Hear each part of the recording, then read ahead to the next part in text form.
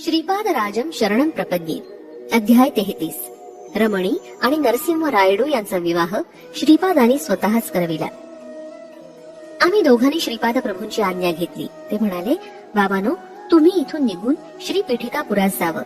माझे मंगल आशीर्वाद तुमच्या पाठीशी आहेत. श्री महागुरूंची आज्ञा शिरसावन्य मानून आम्ही दोघं कृष्णा नदी पार करून पलीकडील तीरावर पोचलो.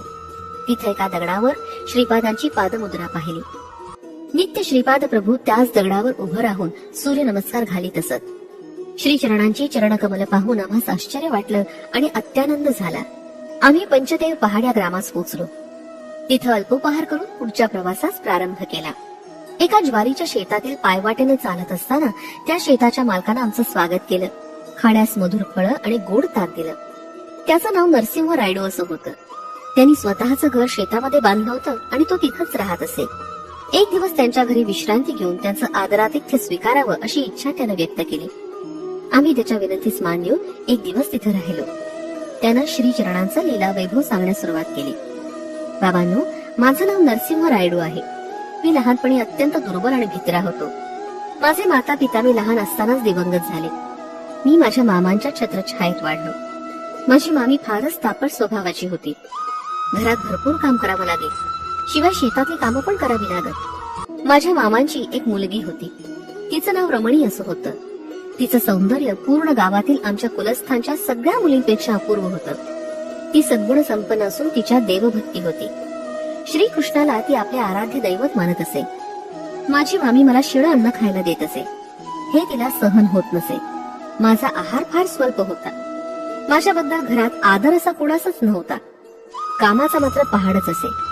चोरून रमणी मला ताजं अन्न आणि मधुर फळं आणून देत असे. कधी ते माझ्या मामेच्या दृष्टीस पडल्यास माझ्या बरोबर तिची सुद्धा पूजा होत असे.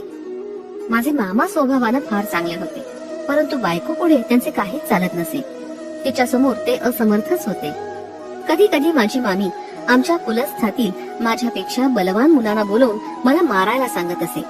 माझ्या या दुर्बलतेमध्ये मारहाणीनं दुर्बलता आणि भित्रेपणा अधिकच वाढला. माझ्यापेक्षा वयानं लहान पण सशक्त मुलांसमोर सुद्धा मी असमर्थ असहाय्य वाटत होतो. ते माझी टिंगल करत. अशा प्रकारे कष्टमय जीवन मी जगत होतो. आमची रमणी सौंदर्यवान असल्यानं गावातील आमच्याच कुलातील सगळ्या युवकांची तिच्याशी लग्न करण्याची इच्छा होती. परंतु तिला माझ्याशीच लग्न करायचं होतं. माझ्याजवळ पैसा अडका नव्हताच, शिवाय दुर्बल शरीर आणि भित्रा स्वभाव, यामुळे ते कसं जमणार हा प्रश्नच होता. आमचे मामा धनवान श्रीमंत होते. ते स्वभावानं चांगले होते, पण त्यांना पैशाची आशा फार होती. मामी दुष्ट होती, परंतु तिची स्तुती केली की ती फसत असे. आमची रमणी कसेही करून मीच तिचा पती व्हावा अशी श्रीकृष्णाजवळ दररोज प्रार्थना करत असे. एकदा आमच्या गावात एक ढोंगी साधू आला. तो कालीचा भक्त असून भूत, भविष्य आणि वर्तमानाचं त्याला ज्ञान आहे असा साऱ्या गावात प्रचार झाला. त्याच्याजवळ भूत भविष्य जाणण्याची विद्या होती. गावात त्यानं सांगितलेलं भविष्य 100% खरं झालं होतं. आमच्या मामीवर त्यानं माया केली आणि तिला घरात काली पूजा करावी असं सांगितलं. सगळी तयारी करून घेतली. त्यानं रमणीची पूजेतील कृष्णाची मूर्ती घराच्या बाहेर फेकून देण्यास सांगितलं. त्या गोष्टीला मामीनं होकार दिला. रमणी तळमळू लागली, विलाप करू लागली, परंतु सगळं काही व्यर्थ झालं. त्या ढोंगी साधूनं पूजेस सुरुवात केली. अनेक कोंबड्यांचा बळी दिला. त्या कोंबड्यांच्या रक्तानं सारं देवघर बघवेनासं झालं. घरात माणसाची कवटी आणि स्मशान साधना सामग्री सुद्धा ठेवण्यात आली होती. ती पूजा परिपूर्ण झाल्यावर या घरात एके दिवशी विशेष अपार धनलाभ होईल. त्या संपत्तीनं या कुटुंबात ऐश्वर्य संपन्नता नांदेल असं सांगून त्या ढोंगी साधूनं सर्वांना विश्वासात घेतलं. त्या साधूस वशीकरण विद्या अवगत होती.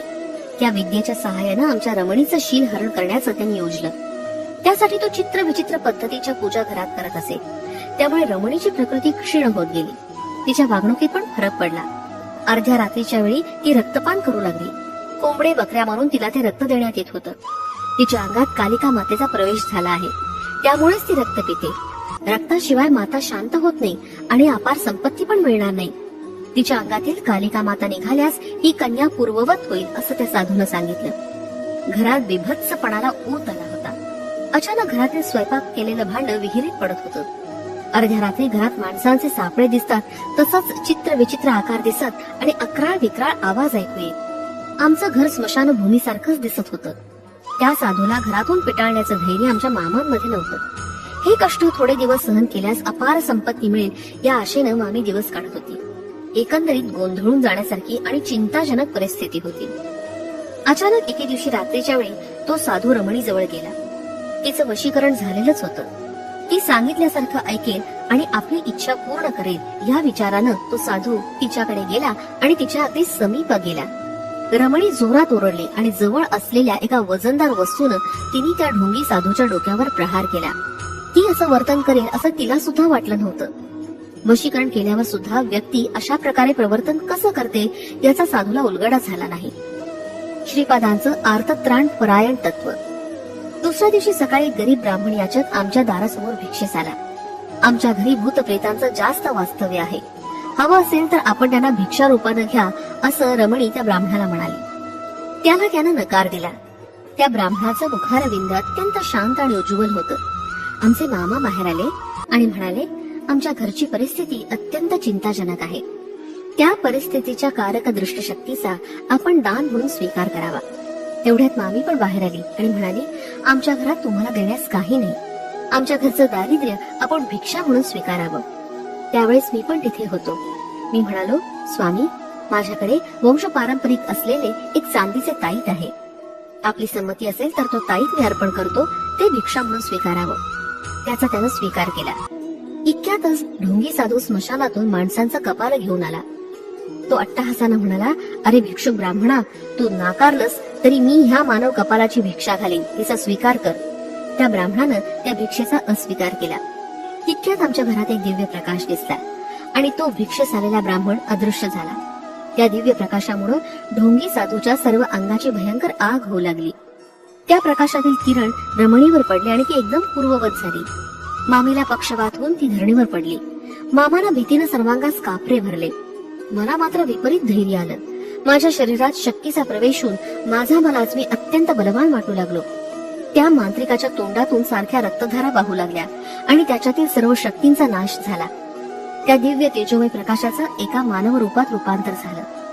ते आर्तत्राण परायण समस्त देवी देवता स्वरूपी आदी मध्य आणि अंतरहित असलेले दिव्य भव्य तेजोमय स्वरूपाचे श्रीपाद श्रीवल्लभच होते. श्रीपाद श्रीवल्लभ म्हणाले, काली माता खरं पाहता मानवात लपलेल्या काम क्रोधादी राक्षसांचा ध्वंस करते. ती कोंबड्या बकऱ्या वगैरे कधीच मागत नाही. या प्राणमय जगातील राक्षस शक्तीच कालिका रूप धारण करून निरनिराळ्या प्राण्यांचे बळी मागते. खऱ्या खऱ्या काली मातेची शुभ लक्षणं प्रेम, शांती, दया अशीच असतात.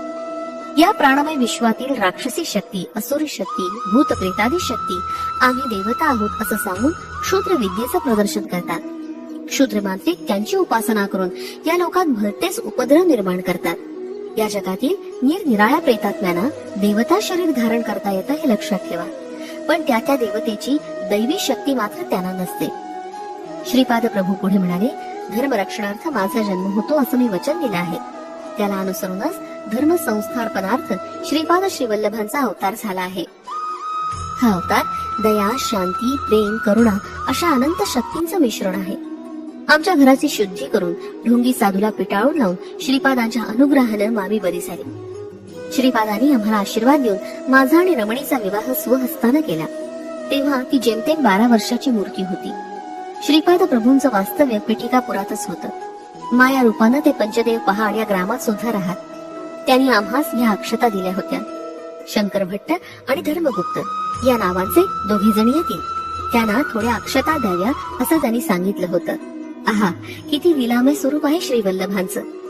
श्रीपाद श्रीवल्लभांचा जय जयकार असो. फलश्रुती अनुकूल विवाह होण्यास